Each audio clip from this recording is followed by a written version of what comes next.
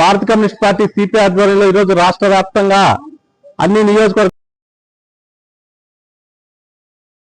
జిన్నారం మండలం మాదారం గ్రామంలో 2010 సర్వే నంబర్లో తలపెట్టనున్న నూతన క్రషర్ ఏర్పాటు కోసం ప్రజాభిప్రాయ సేకరణ ప్రారంభం అయింది.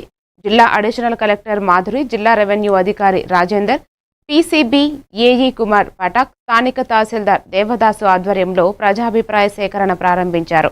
Sricharan rub stone road metal గని వారికి గ్రామంలోని సర్వే నంబర్ 210లో 27.50 హెక్టార్ స్థలంలో మైనింగ్ లీజు ప్రజాభిప్రాయ సేకరణ కార్యక్రమంలో ఎలాంటి అవాంఛనీయ ఘటనలు జరగకుండా రామచంద్రాపురం ఏసీపీ శ్రీనివాస్ కుమార్ ఆధ్వర్యంలో గట్టి పోలీసు బందోబస్తు ఏర్పాటు చేశారు.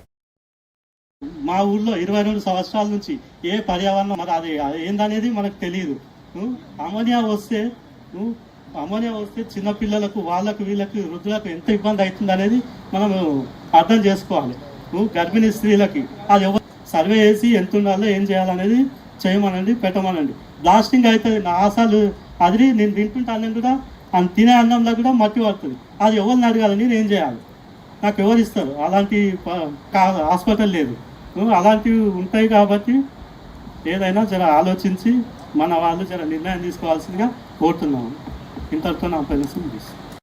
నీకెందుకు రామకృష్ణ గారు, నువ్వు మా మనిషివే, నీకు ఇస్తాపో అంటాడు కానీ ఇదివరకు 10 రూపాయలు ఇచ్చింది లేదు, నేను తీసుకున్నది లేదు. సార్ అని ఫోన్ చేయని కాకపోతే ఫోన్ లేపరు, వాళ్ళ ఫోన్ గిట పోతాయి. నా అభిప్రాయం ఒకటే, క్రెషరు మీకు అందరికి ఏ ఆనందం ఉంటుంది నాకు ఆనందం.